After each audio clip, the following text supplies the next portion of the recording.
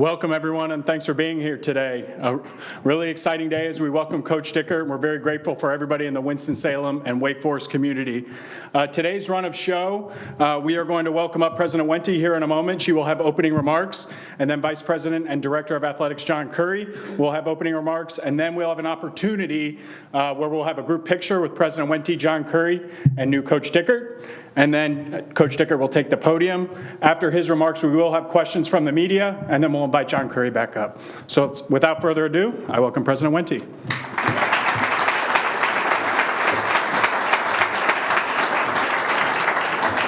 Well, good morning, everyone. Thank you so much for joining us. I really appreciate all of your efforts to be here on this special day. It is a great day to be a Demon Deacon.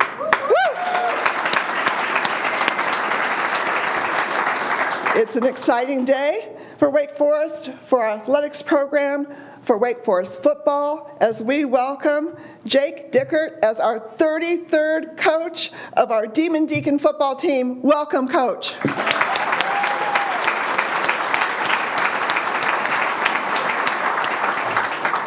Now, Wake Forest's first football team was formed in 1888. So 2025, there were a few seasons off here and there. Maybe recruiting players was slower than expected. But fall of 2025, we will be launching our 123rd season. That's history. That shows you why this means so much to Wake Forest and our community. Coach Dickert joins us at a time when Wake Forest has tremendous momentum, not only in our athletics program, but across our entire university.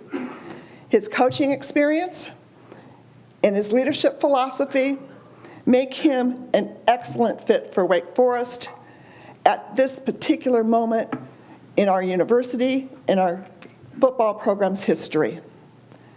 To compete at the highest levels during a time when there are such seismic shifts and changes in the athletics landscape, leadership is critical. We believe Jake is the right leader at the right time and in the right place. He's ready and truly passionate about leading our program. I want to thank Vice President and Athletic Director John Curry for an aggressive, very deliberate, very careful, very thorough, very efficient search process that included members of our Board of Trustees and administrative and academic leadership. Thank you so much, John. Now, during my meetings with Jake, I was impressed by his demonstrated commitment to fostering excellence and focusing on student athletes as people first. How he spoke to an ethic of care and upholding character and integrity resonated with every person he met. Yes, he grew up in a small town in the Midwest, and his father is an educator, just like me. All of his experiences have fundamentally shaped his approach to coaching and mentoring student athletes. Jake proved to me that he understands what makes Wake Forest special, what makes us a great university, the exceptional education we provide, and our people. Jake also recognizes the importance of creating and sustaining meaningful connections with his players and with the community.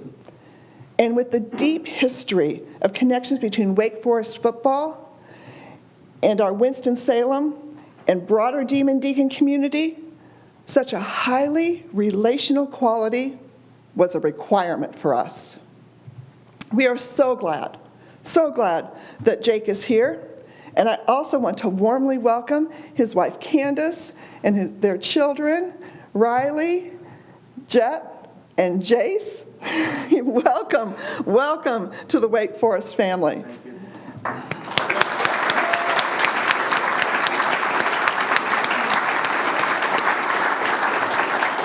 No coach can do this alone, and we are so happy that you are all here with him and with us. So again, let's welcome Coach Dickert, welcome the Dickert family, and go Deeks!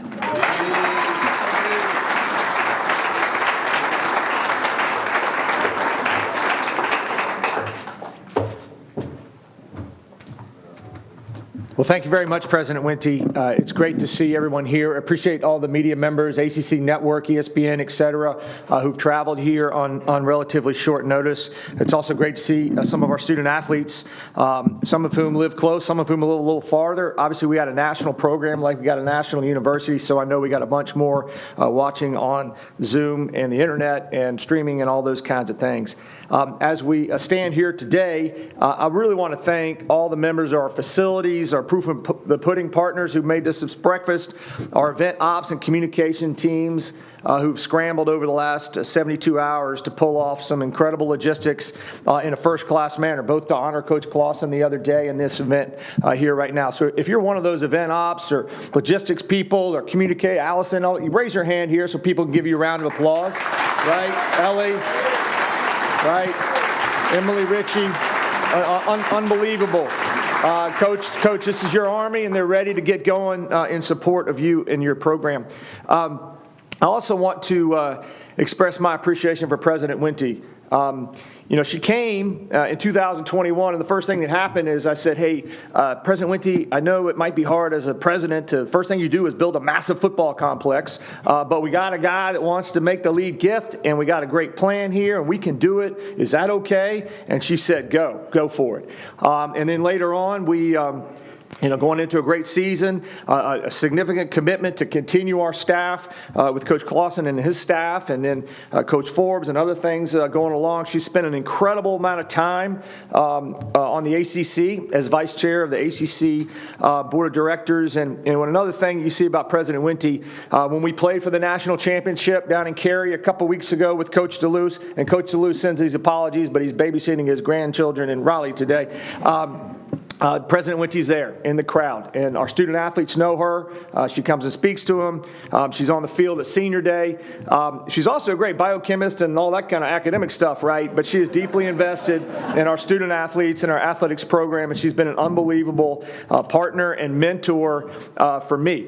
She's also holds people very accountable, and so I have to be very detailed when I go in to have meetings with President Wente. Speaking of our head coaches, we have some head coaches here, and our national championship head tennis coach who took us back to the Final Four this year, Tony Bresky.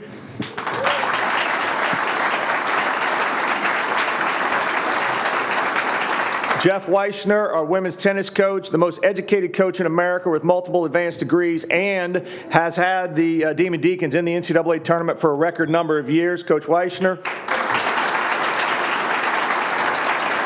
We got Coach Megan Jebby over here, who's building from scratch and the ground up a women's basketball program. And tomorrow at 3 o'clock, right? 3 o'clock? 3 o'clock, okay? You can't eat all the time. You can come to the game, right? You can come to the game at 3 o'clock and watch your women's basketball game. Moms and dads get the kids out of the house and all that kind of stuff. The Deacon Shop will be open over there. You can pick some stuff up and you can watch our women's basketball team against UNCG and have a great time. And I might even buy you a Roll the Quad IPA if you ask me at the right moment in time. If you think about Wake Forest and our priorities, our goal, our number one goal is world-class student-athlete experience. And as we talked to our student athletes the other day, obviously it's a moment of incredible transition. There's been unbelievable stability at Wake Forest and Wake Forest football, right? A lot of universities do this like every 2 or 3 years, right? We've only done this twice this century, okay? So this is a significant moment in turning of the page for Wake Forest football. But to turn this around, the reason we did it is we did it for these men over here and their teammates, right? To shrink the length of uncertainty for them so they can get back to the things that they love doing. And you can't do that unless you have a university that's fully aligned and student-centric. Only at a place like Wake Forest could you have the kind of inclusive engagement we've had in this process in a compressed timeline, confidentially, only at a place like Wake Forest. I want to mention, I'm going to mention a lot of people, actually. So, Coach, you just got to cool it here, all right? In about 10 minutes, nobody's going to care about me ever again. So it's going to be all about you, right? But this was able to move along pretty quickly. And, it started with Coach Clausen, who confided in me, and I'll always be honored in that, a little while ago of his thoughts. But, right in the middle of grading exams and the end of the semester and all that kind of stuff, we were able to get our provost, Michelle Gillespie, vice president for campus life, Dr. Shay Kidd Brown, Pete Brubaker, our faculty athletics rep, John Sumanth, the chair of the Senate Athletics Committee and esteemed business school faculty member who's here, our faculty senate president, Dr. Sailor Breckenridge, Corey Walker, the dean of the Wake Forest School of Divinity, Nate Plagueman, the chair of the Faculty Athletics Committee, and a history professor. I'm in the history department myself, but I don't think he would have graded my papers too well. To get that group on the phone on a Zoom like that wanted to help, we actually talked twice, and then they interviewed Coach Dickert, and I thought it was just, I kind of set them up, right? Because I said, hey, I want you to meet these people, right? But then they started asking like academic questions, right? And I was like, oh my goodness, but he nailed it, and I appreciate it, and then we had a great conversation afterwards with that group. Our board chair, Gene Whitman-Bobbitt in Dallas, Texas, has been an unbelievable rock throughout the conversations. Obviously, as this evolved and Coach Clausen made his decision, we had to move really quickly, and she and board vice chair Kurt Farmer, Matt King, another vice chair, Mike Smith, the chair of the trustee athletics committee, Frank Holding from the finance committee had to sign off on a bunch of stuff real fast, and he's a pretty busy guy running one of the biggest banks in the country. All those people pitched in to help make this happen. This is an integrated institutional decision that was made here this week. It was not just an AD running off and doing something. I also need to thank Ben Sutton, who is the chair of the Transportation Committee, who's deeply embarrassed that he forgot about Flight Tracker. Apologize for that. Mitch Shaw, and then Don Flo. And interestingly, Don's down working in Raleigh today, and Ben's working in Atlanta, and Mitt's working somewhere. But all those guys drop everything to be counsel to me to what is an extraordinarily pressure-filled transition. Dr. Jackie Travisano, who's our vice president and my partner in the Grounds Project, executive vice president for finance and administration, and Ashley Brock and Brian White, our general counsel. Also want to recognize the president that introduced me, and I realize I'm wearing the same suit. I can still fit in it.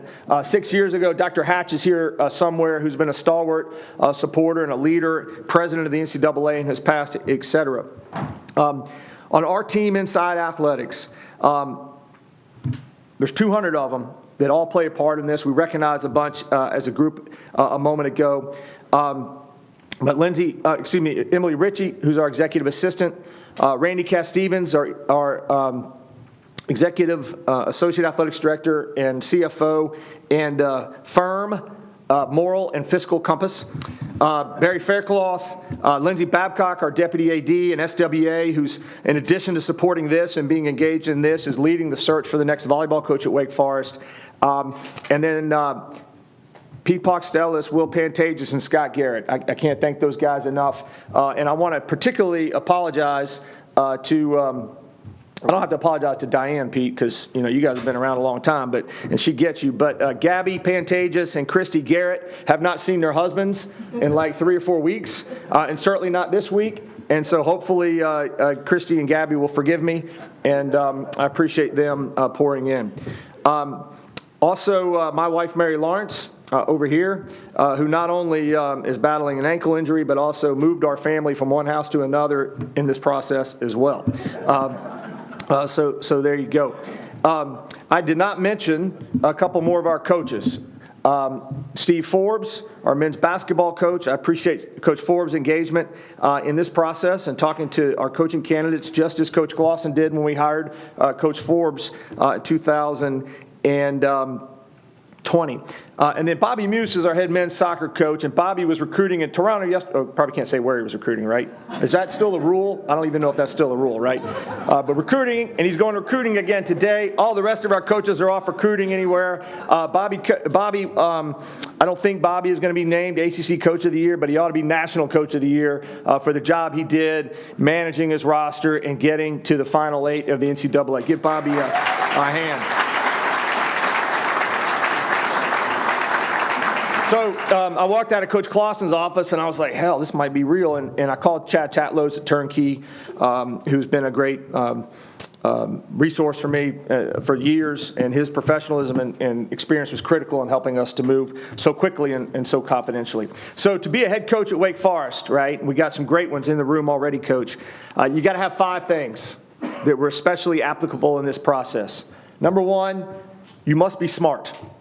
You can get away with not having smart at some places, but you can't at Wake Forest, because these guys right here are really smart. And if you're not a smart coach, they'll see right through you, right, coaches? They'll see right through it. We got smart coaches here. Not everybody has as many degrees as Coach Weichner, but we got smart coaches. Ethics, character, and fit for our university are not compromisable. Those are absolutes. To be a successful coach at Wake Forest, I believe you got to have experience in tough situations, right? Every place is tough. You know, this place has advantages. We got some things we got to overcome every now and again, but you got to have tough. You got to have resilience, and you got to be able to overcome things. You need to have proven results to come to Wake Forest, right? Wake Forest deserves coaches with proven results who've won championships, just like every single one of these coaches here have before they came to Wake Forest. And then you got to be able to instill belief and bring energy to the table, right? And we saw that yesterday, right, man, on that Zoom call? You saw it?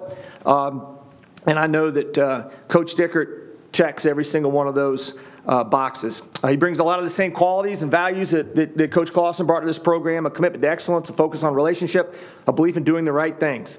We're really thrilled. It's not time yet. All right, we're thrilled to introduce Coach Dickert, and I again want to recognize Candace, Riley, Jet, and Jace. Give them another hand, all right?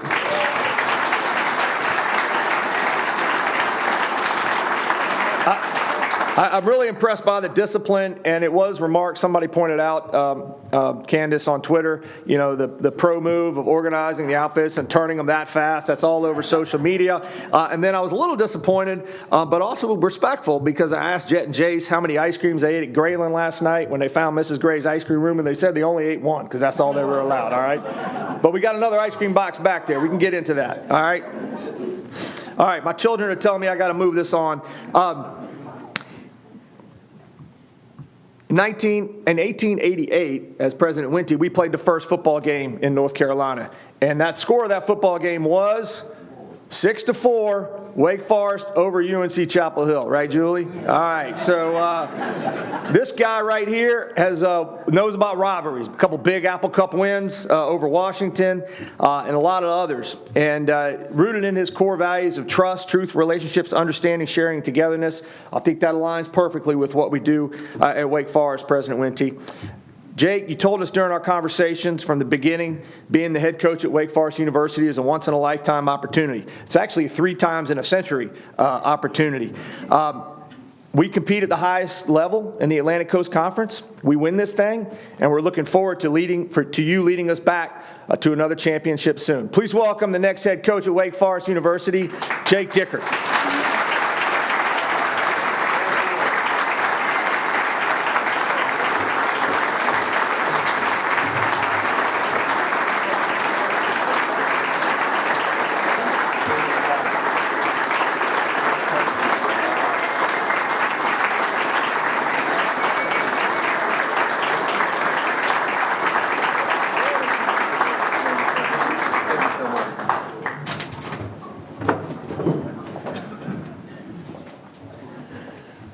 All right, good morning, everyone. What a day to be a Demon Deacon. You know, I'm so fired up to be the 33rd head football coach at the prestigious Wake Forest University. And I think John alluded to it, this is an honor of a lifetime. I want to start by thanking my incredible wife, Candace. She can't wait to be the first lady of Demon Deacon football. And we're just so excited to be an integral part of the Winston-Salem and Wake Forest community. So can everyone give her a round of applause, please? I want to thank our 3 kids, Riley, Jet, and Jace. It's been an amazing 48 hours. You should saw their eyes light up when they walked into the football complex, and just amazing with them getting here. But it's my family's love and commitment that allows me to do what I do. The sacrifices of a coach's family, as many coaches know in this room, are really special, and allows me to give everything to our players, our staff, and Wake Forest University. And I think that's what makes this journey the last 17 years really, really special, and I love you guys. First off, I want to take a moment to recognize my players at Washington State. Yesterday was an emotional day for that football team, and we created an amazing amount of memories that I'll take with me for a lifetime. Those kids gave me everything they had. Their effort and commitment to me, our organization and program, was really special, and I thank them for that. I'm so grateful for Pat Shunn, Ann McCoy, and President Schultz of Washington State, who gave a belief and a trust in me and shared in my vision of making me a first-time head coach. Washington State is truly a special place, and I look forward to carrying on the lessons that I learned there here at Wake Forest. But looking ahead, I really want to start by having a heartfelt thank you to Athletics Director John Curry. John, thank you for your trust. This has been an amazing process that we've been through. The biggest thing I was looking for is a partnership. I really look forward to our partnership together and really building on the foundation of what Wake Forest is. And thank you for just sharing the tremendous vision, not only of your plan, but in every person here at Wake Forest, and just how invested everyone is in the future, and that means a lot to me. To President Wente, thank you for your unwavering support and commitment to the amazing student athletes here at Wake Forest. In every conversation we had, that was clear and concise of your vision and what this place means to you. Your leadership has put Wake Forest in a distinct position where academics and athletics can come together in truly a special way. And I think in recruiting, that's what's going to set us apart. Every time I sit in a parent's home, they really know the commitment that Wake Forest has to them as a person, player, and as a student athlete. So I thank you for that. I also want to thank our university leadership team. I had an amazing chance in a quick order to meet with all of our campus leaders as I went throughout a very thorough process, and they displayed an amazing alignment all across our university. And I think that's very rare and unique. And they still believe in the student-athlete experience and what it really means to be here at Wake Forest. I want to show my appreciation for Coach Clausen. He's shown me a tremendous amount of support throughout this process. We have had many conversations over the last 48 hours, and it's just easy to see in his press conference on Tuesday just the passion that he had for Wake Forest. Coach Clausen represents the best of Wake Forest, and you can really see that exemplified through his leadership. I'm just truly honored to follow in his footsteps, and I look forward to building on one of the most successful eras in Demon Deacon football. Let's recognize Coach Clausen. I really appreciate that.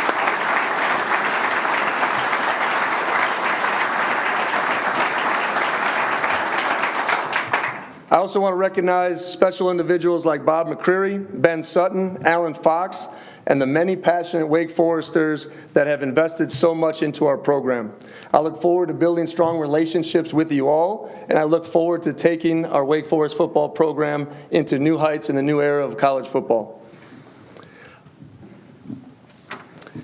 I want our current players today, I want you guys to stand up. I want to give these guys a round of applause. They're really important.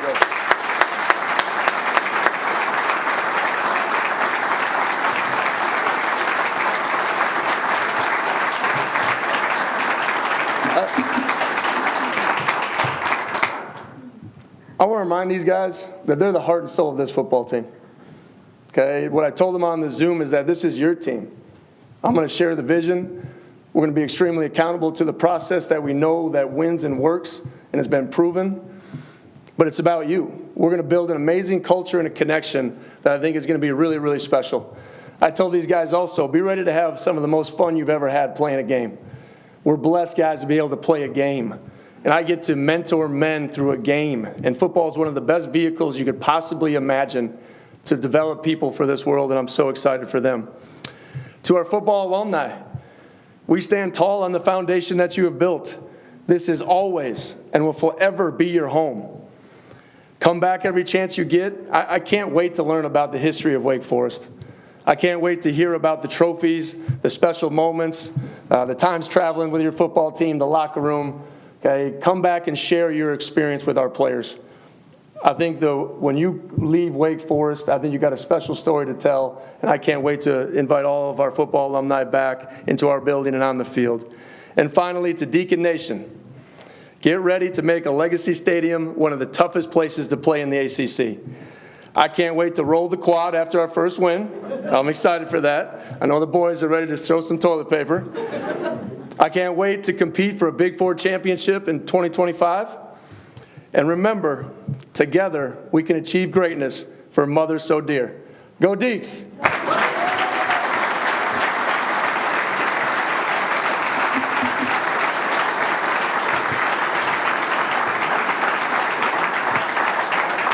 Media members would raise their hand. We'll get a microphone around to you guys. We'll start with Josh on the right. Okay. Welcome, Coach. Welcome, Coach. Josh Graham, WSJS. Nice to meet you, Josh. Usually when these searches happen, you don't have a chance to reflect or to have closure or to be present at all, but you had a 4.5-hour flight yesterday with your family. A rocky one, I'll put it at that. It was almost a roller coaster on the way in. But what were those conversations like with your family? What was that flight like? Yeah, I think,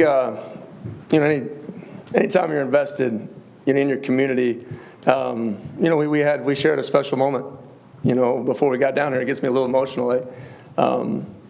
The coaching side of it, you don't always get to see the family side.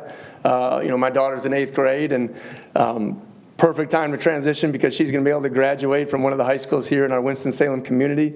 To tell the football team was emotional. It was strong. It was powerful. Those guys meant a lot to me. And then to immediately transition to what's next, because this is an opportunity of a lifetime. And I think the best program builders are guys that maximize the moment. Yes, we're going to have a great 3-year plan, 5-year plan, 10-year plan, John. Yes. We're going to have all those things. But I think right now my number one focus is this football team, this roster, adding to it and maximizing everything we have here. And I think what an amazing place to do it here at Wake Forest. And we're ready to roll up our sleeves and get started. John Dell on the left. Hey, Coach. John Dell, Winston-Salem Nice to meet you, Journal. John. Nice to meet you. Last 24 years, there's been 2 coaches, 13 bowl games. In this new reality of the landscape of college football, is there a blueprint, or how do you plan on attacking that? Well, I think first thing when I talked to John, it was one of the first things that really drew me to Wake Forest, stability. In a kind of a chaotic, turbulent college football scene, stability here at Wake Forest was vitally important to me, and it's really important to my family. So you got to be able to navigate it. And I think you have to have great vision and you have to have great leadership. And the plan that was showed to me that's in place shows the investment of everyone that's in this room.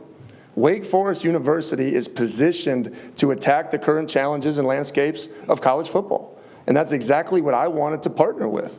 Coach Clausen was very adamant about the toughness of the last couple of years. And he's had a lot of hard conversations, and we've progressed to put ourselves and position ourselves to really navigate this landscape. And I'm excited about taking us and our program to the next level. So I told our guys, be ready. This time next year, they're not going to be on Zooms. We're going to be preparing for a bowl game. And I think that's vitally important. History and tradition of our university is special to everybody in this room. It's real simple when you start having conversations like I've had already. So to navigate those things, I think you got to be very detailed to a process, and that's exactly what we're going to do. We'll go to John Johnson in the middle here, to the right of Josh. Coach, John Johnson, WXI. Nice to meet you, John. Congratulations. You were building something out there in Washington State. Why was this the right time for you to make the move from there to Wake Forest, and what about this job attracted you the most in this situation? It wasn't just about timing. I felt comfortable there, and it was a special place to me. They gave me my first opportunity, and that meant a lot to me. But this is an opportunity of a lifetime. I mean that. Whether I was there for 1 year, 2 years, 10 years, the opportunity when I got that original call from John was, let's go. This is a prestigious brand that is known for an amazing academic institution, an amazing athletic institution. One of the biggest draws, if I'm being honest, wasn't just the investment in the facilities. It was part of the location. And I'm a small town Midwestern kid, graduating class of 27, but I'm excited to get to this region of the country. I shared with John that where I was at Washington State, we're surrounded by Canada, Oregon, and Idaho. Not exactly the recruiting mecca of the U.S. Okay, so now we're surrounded by Virginia, Tennessee, South Carolina, our home state of North Carolina. I can't wait to meet the high school coaches of this state. I can't wait to invest in the high school recruiting in our own state. So it's really, really important to me. It's going to be important to our program. We're going to have a lot of access to our program. I think that's really important to show these high school kids how we treat our athletes here. And I think it's special, I think it's unique, and I think it's the right time. You know, I think I'm really honored to be here in the ACC, what a competitive conference it is, and I look forward to doing some special things here. Cam Williams, DVD Digest 24/7 Nice to meet you, Sports. Cam. Jake, you talked about retention and eventually recruiting. Obviously, a big part of that is NIL. How do you view the role of NIL collectives in college athletics, and how does that work for revenue sharing? What's kind of your plan of transparency with both everyone, players, going forward?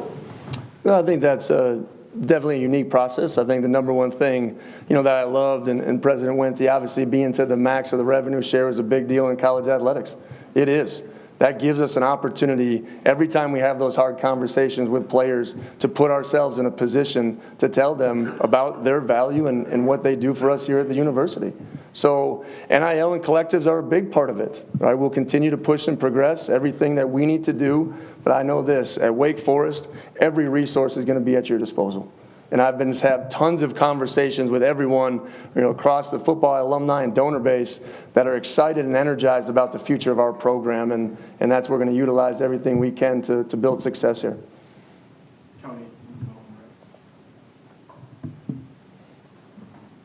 Hey, Coach. Tony Syracuse, the last word on college football. Nice to meet you, Tony. We actually met once before when I was on the West Coast covering Pac-12 football. Okay. Welcome to Winston. The old Pac-12, right? Yes, the very old Pac-12, yes. Everything's in a state of transition. You're in a state of transition. College football is right now, with the portal window being what it is. There's been a lot of activity to both sides of Wake Forest coming and going in the portal. How quickly are you going to be able to kind of get your hands around the roster that you have, what's available to you, what's out there in the portal, what your needs are, what's your time frame? Well, life is about transition. Life is about change. I think that's the biggest thing as you see, this changing landscape of college football. We're rolling up our sleeves. As soon as we're done with these questions, it's immediately to the players. I'm going to grab a quick bite, and Damon's coming up to meet with me at 1 p.m., and I look forward to just setting out a schedule with all these guys, because building relationships is number one. We will really use the portal in a positive way. We'll recruit people that really fit our program. Our general manager, Rob Schlager, here, I think is really, really special, and we already have a plan in place to go out here and, like I said, maximize our current year. So I'm just really excited about what the future holds. I told guys, and John alluded to it, in the last 3 years as head coach at Washington State, I've been through it all. Right? The interim head coach process, the getting annexed out of the Power Four, essentially, if you want to use that. I told these guys, find strength in me. Let's go. I'm going to create a vision in our program that they're going to really relate to, and we're going to build a tremendous football program here at Wake Forest. Coach Dickert, Les Johns, Demon Deacon Digest 24/7 Sports. You talk about building the staff here soon, and we'll hear some announcements on that.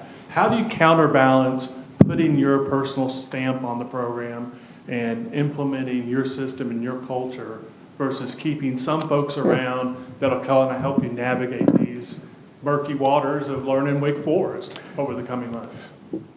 I definitely wouldn't say murky waters. We're excited about where we're at now. Coach Clausen has been an amazing resource.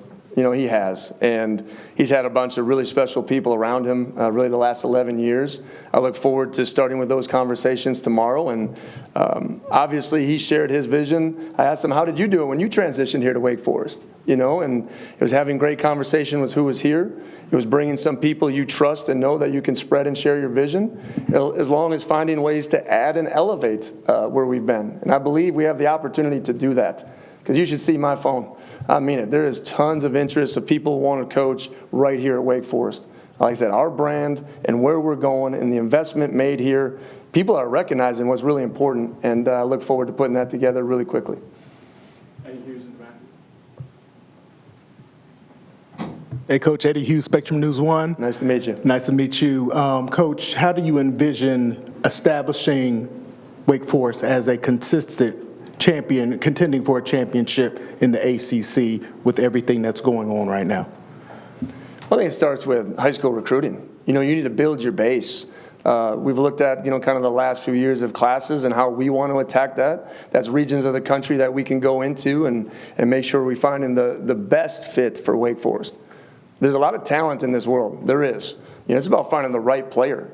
Chip on the shoulder, tough, loves the academics, loves the athletic prowess, loves challenging themselves in everything that they do.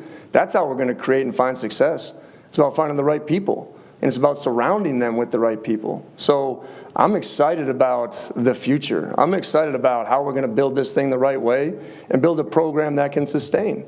And then when you get to that level, you got to be willing to invest in the players, right? And that was part of this process. We just didn't have the resource where I was at to take and keep and maintain our players. So to be here, I think, is really, really special. Excited about what we can build, but it's going to start from the high school ranks. And obviously the portal isn't some area that you can avoid. You have to be able to fill in spots through misses in recruiting, through needs, obviously special players that can come and elevate your football team. So we'll look through all areas as we work to build the best football team here at Wake Forest. And we'll finish up with Connor on the right here. Connor from Deansville. Nice to meet you, Connor. Met yesterday at the All airplane. right. I know it was a long day. It was good. One of the best things about Dave Clawson was how he fit Wake Forest. And I'm curious, you've mentioned a couple times you're a Midwest guy from a small town. You're coming from Washington State. How do you think you fit Wake Forest? And how much of that is an evolving landscape here at Wake Forest with revenue sharing coming down the pipe? Well, it sounds like I got to work on my accent. I got a little Midwest upper, UP in me a little bit, so I do got to work on that. I got advice from my greatest mentor is Craig Bohl, and he's actually a really good friend with Coach Clawson. And he told me this a long time ago. He said, "Be you, be you," and it's always worked through my 17 years of coaching. I've had an opportunity that's really, really unique to coach at every level, D3 on up. And I get asked a lot of times, Coach, you must coach these big-time athletes way different than you did those D3 guys. I said, no, I don't. They need accountability. They need love. They need to be pushed and challenged. And I think that's how you build these guys into where they need to go. So I'm going to be myself. And I'm excited to learn more about the history and tradition of not only our university, but our area. But I'm fired up. I mean this. I've never had things like this in the investment levels here at Wake Forest. I've been at places, you look at my past, Fargo, North Dakota, Laramie, Wyoming, okay, Brookings, South Dakota. We flew in on the plane. We looked out the windows, and my kids were like, this is a big city. Like, this is really important to us. So it's just one of those things. And the first thing we said is like, I'm looking forward to eating the local eateries and the traditions of where we're at. So we are big on being part of the community. To me, coaching is serving. Okay, we're going to serve the players. We're going to serve the university. And we're going to serve this community to the highest honor. So we're really excited about getting into that. Thank you, Coach. Thank you guys so much. Go Deeks!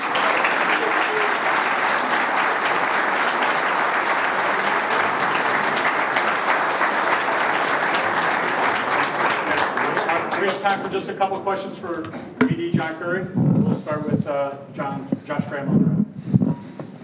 John, I'm interested in the structure that you and Jake have discussed. We've seen general managers pop up all across the country. Is that a similar structure you expect in this new era of Wake Forest football?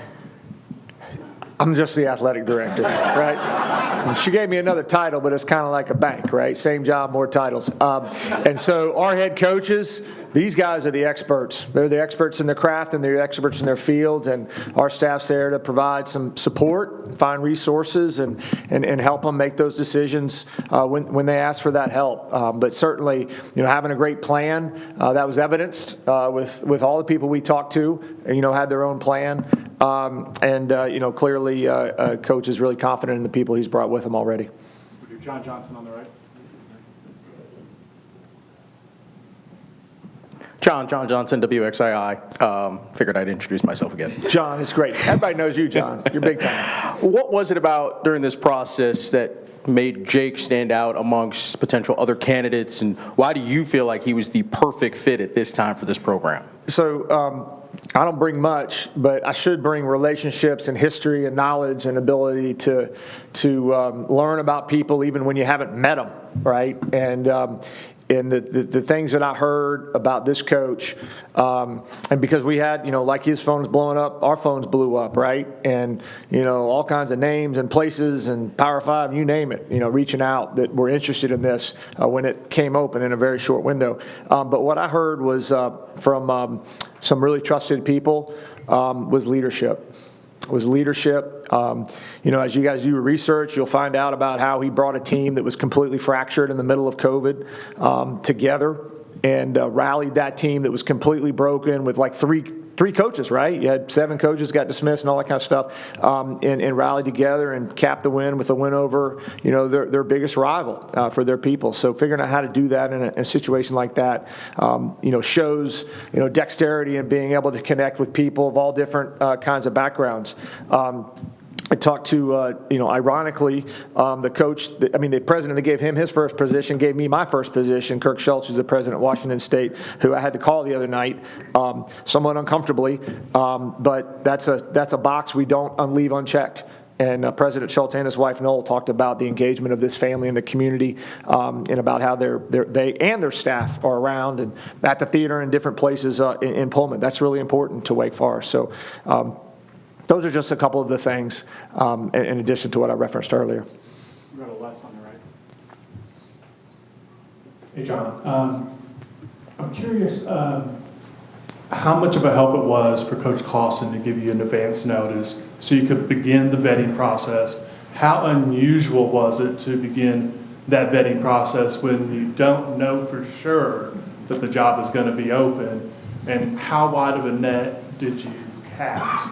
This has to be one of the most unusual searches you've been a part of. Well, I've been a part of some unusual searches. And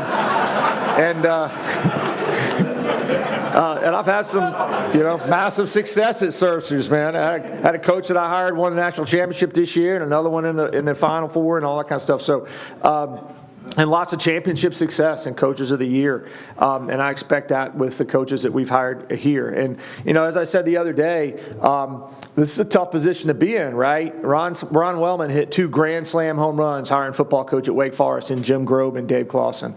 And so, the clock's ticking on John Curry now, right? Just remember that, coach. This is a nice family over here. They're counting on you, all right? Les, what was your question? Sorry. The unusual circumstances. Oh, the unusual circumstances. Thank you very much. Yes, Coach Clausen's, as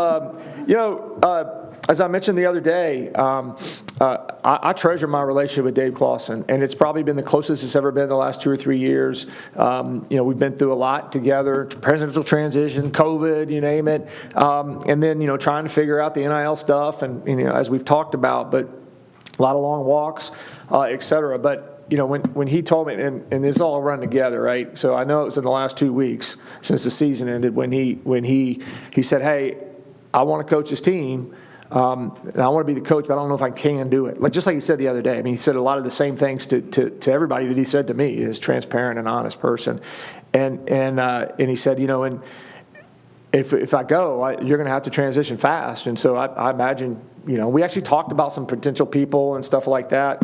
But, throughout that process, when we did not have a job open.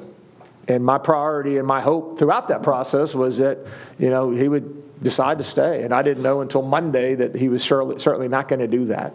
And so throughout this process, we really had conversations, but we didn't have candidates, right? And we were bluntly honest with all of them that our first choice was our current coach, not a new coach. And so anyhow, and we're lucky, again, like resources and connection. I can't say enough. I've already talked about Scott and Will and our whole team, Pete Boxdell, Randy, you name it, Lindsay. I can't say enough about that support and resources. But, I'm just glad we're here. I went home yesterday. Barry and I went and had a little lunch, and I went home and took a 2-hour nap, right? Because it's that guy's responsibility now, and I'm here to help him, right? But I got tremendous confidence in him. All right. Thank you, everybody. Thank you all very much. Go Deeks.